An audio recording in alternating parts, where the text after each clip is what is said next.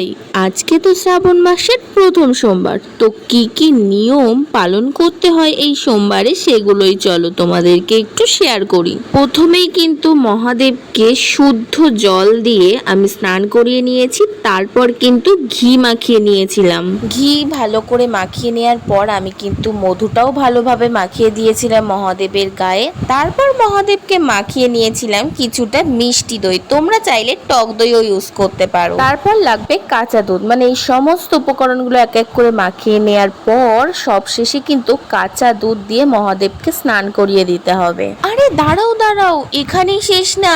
একটা ঘটিতে কিছুটা পরিমাণ গঙ্গার জল, কিছুটা কাঁচা দুধ, ঘি, মধু, এমনকি কালো তিল দিয়ে একটা পঞ্চামৃত বানাতে হবে। পঞ্চামৃতটা তৈরি করে নিয়ে সবশেষে মহাদেবকে ওই পঞ্চামৃত দিয়েই স্নান করিয়ে দিতে হবে। এরপর কিছুটা আতপ চাল মহাদেবের মাথায় অর্পণ করে দিতে হবে। তারপর কিন্তু চন্দন মাখিয়ে বেলপাতা, ফুল একে একে সমস্ত কিছু মহাদেবকে অর্পণ করতে হবে। তারপর একে একে আকন্দ ফুলের মালা, নীলকণ্ঠ ফুল, আরো বিভিন্ন ধরনের ফুল মহাদেবকে অর্পণ করতে হবে।